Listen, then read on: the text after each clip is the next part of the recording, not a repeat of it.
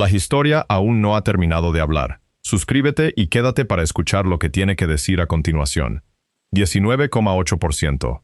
Eso no es una estimación de población. No es una cifra de encuesta. Es una fracción del linaje paterno de una nación.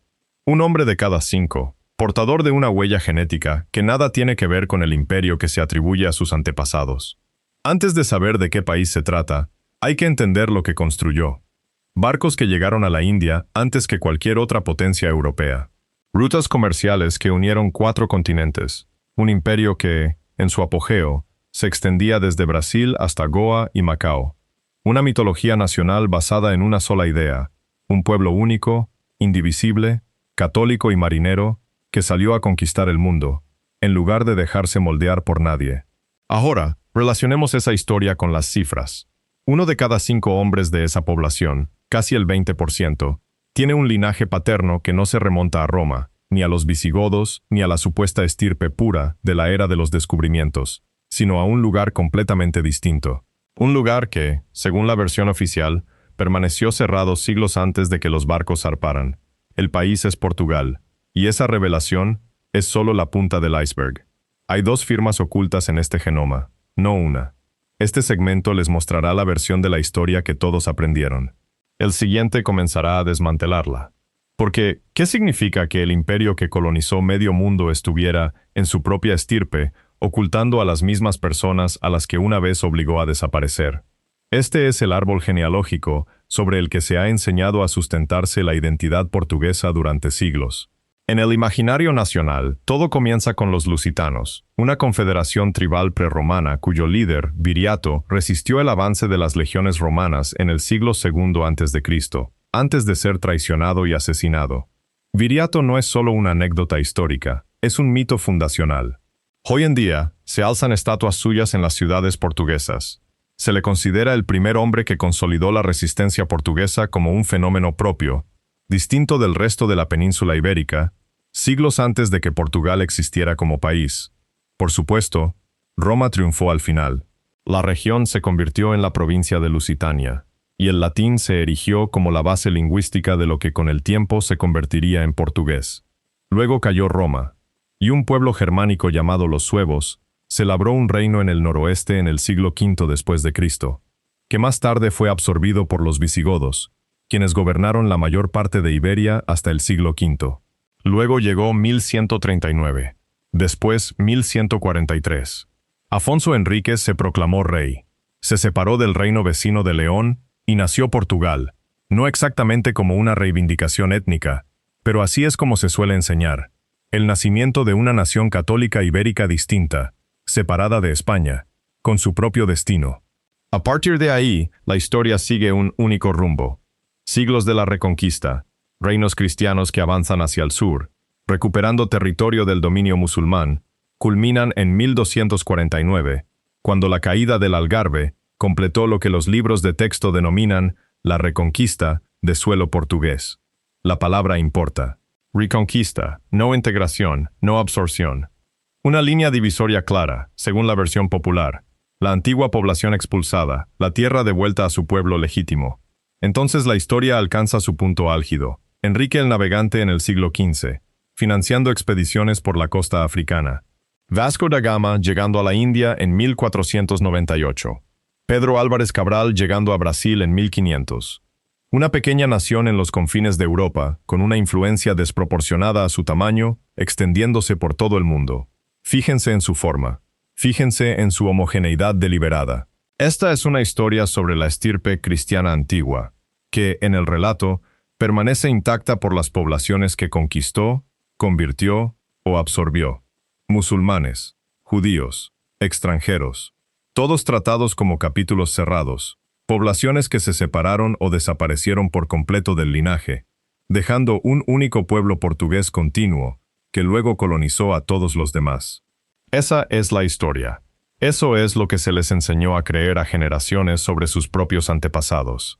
Pero había una cifra que aparecía repetidamente en los datos del cromosoma Y, para la cual esta historia no tiene cabida. Volvamos a esa cifra del principio, 19,8%, y esta vez, veamos de dónde provino realmente. In 2008, Un equipo de investigación liderado por la genetista Susan M. Adams publicó un estudio en el American Journal of Human Genetics que, discretamente, pondría patas arriba la versión convencional de la historia ibérica. El equipo secuenció los linajes del cromosoma Y, el hilo genético que se transmite casi sin cambios de padre a hijo, generación tras generación, como un nombre que se hereda en lugar de un rostro. En 1140 hombres, procedentes de la península ibérica y las Islas Baleares. Piensa en un haplogrupo como un apellido escrito en ADN en lugar de tinta, un marcador que se transmite a lo largo de una línea, prácticamente sin cambios, lo que permite a los investigadores rastrear a qué población perteneció con mayor probabilidad un antepasado paterno, siglos o milenios atrás. Lo que hallaron: un promedio de aproximadamente 19,8% de ascendencia paterna judía sefardí y aproximadamente 10,6% de ascendencia norteafricana, presentes en los linajes paternos de toda la península. Los propios investigadores calificaron estas cifras de extraordinariamente altas para lo que se supone que es una población de Europa Occidental, y no se distribuyó de manera uniforme. Algunos yacimientos portugueses mostraron linajes asociados a los sefardíes en niveles que igualaban, e incluso superaban en algunos lugares, a los de muchas regiones españolas. Esto contradice una premisa fundamental en la que se basa la narrativa nacional portuguesa, la idea de que su historia fue de alguna manera más pura que la de España, menos compleja y más resuelta.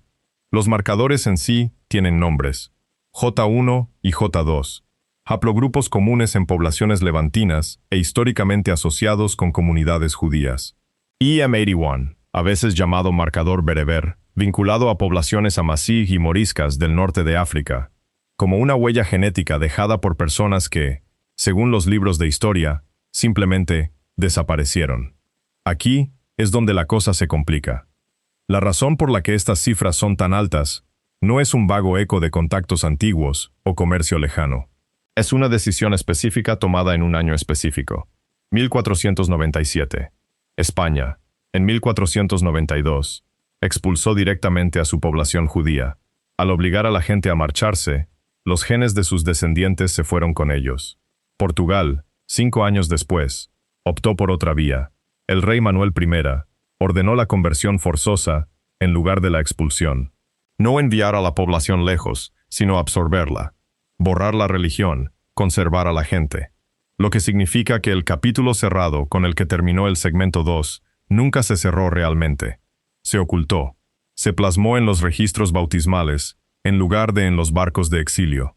Se integró en familias que se autodenominaron cristianas antiguas durante 5 siglos, mientras que, en sus cromosomas Y, conservaban una línea paterna ininterrumpida que se remontaba a la población que su propia narrativa nacional insistía en que había desaparecido.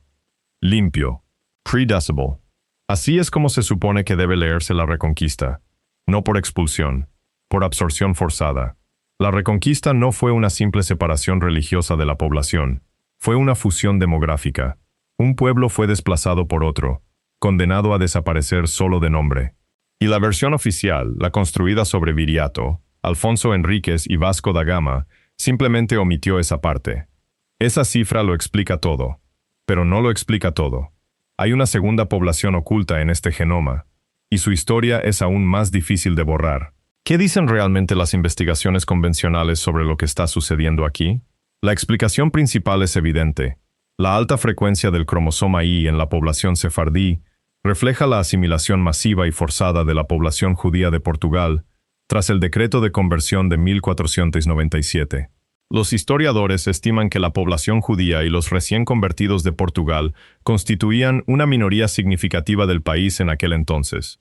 Una población que, a lo largo de más de 500 años, se integró gradualmente en el acervo genético general de los viejos cristianos, mediante matrimonios mixtos, migraciones y el simple paso del tiempo demográfico.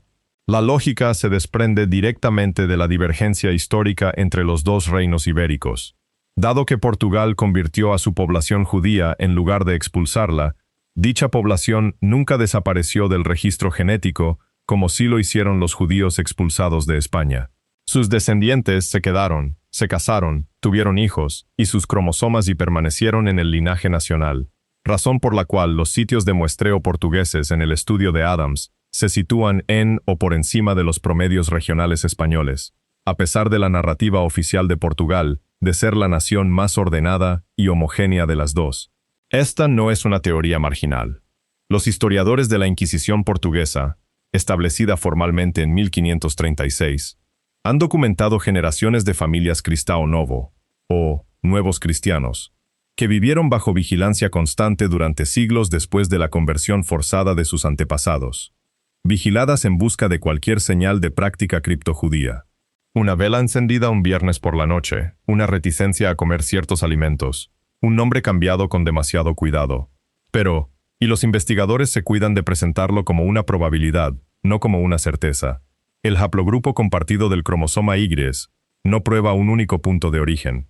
Los linajes J1 y J2, utilizados como marcador de ascendencia sefardí en este marco, también están presentes en otras poblaciones descendientes del Mediterráneo oriental, que llegaron a Iberia por rutas completamente diferentes. La migración de la época romana, las colonias comerciales fenicias establecidas hace más de 2000 años, y otros contactos con el Levante, que preceden en siglos a cualquier comunidad específicamente judía en la región. Esto significa que la cifra del 19,8% podría estar inflada. Una parte real y desconocida podría no ser sefardí, en el sentido histórico, sino linajes mediterráneos más antiguos integrados en la misma firma genética, y que, según los métodos modernos, se interpretan como una sola población, cuando en realidad representan varias.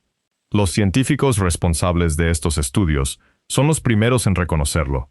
El análisis del cromosoma Y, como este, solo puede estimar la ascendencia de forma probabilística.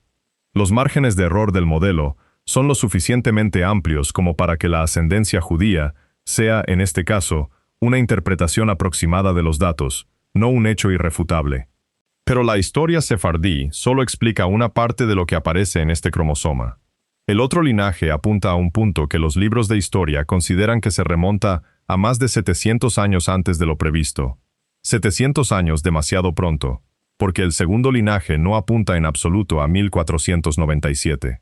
Apunta a 711. El marcador se denomina EM81, a veces abreviado en la investigación como marcador bereber. Considérese como un sello postal genético que indica no solo que una carta llegó, sino también aproximadamente desde qué costa fue enviada. En el estudio de Adams, este linaje apareció con una frecuencia promedio del 10,6% en toda la península ibérica. Sin embargo, su distribución no fue uniforme. Se concentró, de manera notable, en el sur, en el Algarve, precisamente en la región que la versión consensuada anterior consideraba un capítulo cerrado en 1249. Excepto que no cerró en 1249. Abrió 538 años antes, en 711, cuando las fuerzas musulmanas cruzaron desde el norte de África e iniciaron un periodo de gobierno y colonización islámica en el sur de la península ibérica, que duró hasta la reconquista final del Algarve. 5 siglos, no una ocupación. Un asentamiento. Generaciones nacieron, vivieron y murieron bajo ese dominio antes de que los nietos de alguien vieran siquiera una reconquista. Y aquí radica la discrepancia. La historia que contaba Bit 2 era la de una reorganización militar. Reinos cristianos avanzando hacia el sur, reclamando lo que les pertenecía. Lo que muestra este marcador es algo más lento y persistente. 500 años de gobierno en el norte de África no se desvanecen al final de una batalla. Se asientan en la población como el sedimento en el lecho de un río. No se ven mientras el agua fluye, pero permanecen allí mucho después, moldeando todo río abajo. Los investigadores que estudian esta mezcla genética vinculan el EM81 específicamente con las poblaciones amasí, bereberes, del norte de África, no con linajes árabes en sentido estricto, lo que complica incluso la simplificación popular de invasores moros como un único bloque étnico. No se trataba de un solo pueblo. Eran varios, fusionados en una sola palabra por narradores posteriores. Aquí es donde la historia deja de ser sencilla, porque los dos linajes, el atribuido a la ascendencia sefardí y este otro, no son claramente separables. El marcador J1, en el que se basa la interpretación sefardí, también está presente en poblaciones de la península arábiga, y en comunidades musulmanas del norte de África del mismo periodo medieval. Esto significa que una parte de lo que se etiquetó como judío en la interpretación anterior podría ser en realidad ascendencia musulmana de la época morisca, y una parte de lo que parece morisca podría portar vestigios de los mismos linajes de la diáspora judía levantina que afirma la otra teoría. Las dos teorías nunca fueron independientes. Interpretaron la misma evidencia superpuesta y la denominaron de dos maneras diferentes. Entonces, ¿cuál es la verdad? Judía, musulmana, ambas, ninguna claramente definida. La respuesta honesta es que ambas historias nunca estuvieron separadas. Y existe una tercera posibilidad que el debate público apenas aborda. La tercera teoría, y la que la mayoría de los investigadores dudan en expresar en voz alta de forma pulida, nos sitúa de nuevo en el futuro, en la época exacta de la que Portugal se siente más orgulloso. A mediados del siglo XVI, Lisboa no era solo un punto de partida para barcos con destino a la India y Brasil. Era también uno de los centros neurálgicos de la incipiente Europa para el comercio de esclavos atlántico y transsahariano. Los africanos negros, tanto esclavizados como libres, constituían una parte documentada y visible de la población de Lisboa precisamente durante las décadas en que la narrativa de la era de los descubrimientos se estaba convirtiendo en leyenda, una realidad demográfica que, sencillamente, no tiene cabida en la historia de las carabelas, las rutas de las especias y los reyes católicos. Algunos estudios genéticos de poblaciones ibéricas modernas han detectado linajes asociados al África subsahariana de baja frecuencia, ciertas señales del haplogrupo L, presentes de forma latente en los mismos datos paternos que el resto. Sin embargo, los investigadores se muestran cautelosos al presentar esto como una probabilidad, no como una certeza. El tamaño de las muestras es pequeño. Resulta realmente difícil distinguir una llegada del siglo XVI de una del siglo XIX o del siglo XX, utilizando únicamente el ADN YIG. Este es el aspecto menos resuelto de los tres. Una cuestión abierta, no un hallazgo establecido, y merece ser tratado como tal en lugar de presentarlo como una prueba irrefutable. Pero analicemos por qué este caso inquieta más que los otros dos. No se limita a complejizar una narrativa religiosa o militar de hace 5 siglos. Implica sutilmente a la Edad de Oro misma, los barcos, los mapas, los héroes navales, como parte de un sistema de tráfico que parece haber dejado su huella en la propia estirpe de quienes lo dirigían. Imagínese estar en Belmonte, un pequeño pueblo en las montañas del noreste de Portugal, cerca de la frontera española, con calles empinadas construidas con granito pálido. Un lugar que parece estar a un paso del imperio costero al que técnicamente pertenece. Aislado. Ignorado. Y precisamente por eso, guardó un secreto durante más tiempo que casi cualquier otro lugar del país. Durante más de 400 años después de las conversiones forzadas de 1497, una comunidad criptojudía mantuvo viva su fe, no en sinagogas, que habrían sido descubiertas al instante, sino en el seno de los hogares. Las oraciones se recitaban en voz baja a puerta cerrada. La tradición se transmitía oralmente, no por escrito, ya que un libro de oraciones escrito podía ser confiscado y utilizado como prueba. Y fueron las mujeres, generación tras generación, quienes transmitieron el conocimiento ritual, pues la vida doméstica les brindaba la discreción necesaria para hacerlo, a diferencia de la vida pública de los hombres, bajo la vigilancia de la Inquisición. Fuera de Belmonte, nadie sabía que esto había sobrevivido. Entonces, en 1917, un ingeniero de minas llamado Samuel Schwartz trabajaba en la región y, casi por casualidad, descubrió a la comunidad que aún practicaba su religión, 4 siglos después del decreto de conversión que supuestamente debía haberlos erradicado por completo. Belmonte es relevante aquí porque visibiliza, en un solo pueblo, lo que los datos del cromosoma Y han estado describiendo de forma invisible en todo un país. Las estadísticas del segmento anterior no son una abstracción, son la versión a escala poblacional de lo que sucedió, silenciosamente, en ese pueblo de montaña. Solo que en el resto del país ya no quedaba nadie para conservar la memoria. Solo el genoma la conservaba. Ahora, salgan de nuevo. Salgan del todo, de vuelta al imperio, de vuelta a los barcos, de vuelta al lugar donde comenzó esta historia. Durante siglos, las autoridades coloniales y religiosas de Portugal impusieron la limpieza de sangre, estatutos de pureza de sangre, junto con un implacable escrutinio inquisitorial de las familias nuevo-cristianas. vigilándolas en busca de cualquier señal de que su conversión no fuera sincera. Y aquí reside el cambio de perspectiva hacia el que se ha ido construyendo toda la historia. Esas leyes no describían a una población genéticamente pura que se defendía de la contaminación externa. Eran una reacción ansiosa ante una población que las autoridades comprendían a medias que ya estaba mezclada. Un conjunto de reglas escritas específicamente porque la línea que intentaban imponer no existía realmente en la sangre, sino solo en los documentos. Analicemos todo lo que este genoma ha revelado. La reconquista no fue una simple separación de poblaciones, sino el entrelazamiento de 30 generaciones. La huella sefardí no fue una nota a pie de página que se cerró en 1497, sino una población que se vio obligada a vivir bajo tierra, no extinguida. El linaje de la época musulmana no desapareció con la caída del Algarve, sino que ya se había integrado en la población durante 500 años. Y el posible linaje africano no se sitúa al margen de la era de los descubrimientos, sino que podría estar presente en los mismos barcos y puertos que la hicieron posible. En conjunto, la revelación es mayor que la suma de sus partes.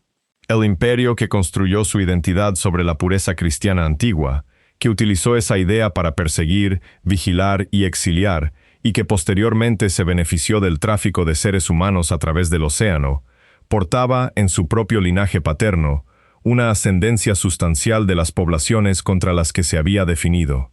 No como una acusación, sino como una ironía estructural inscrita en los propios datos.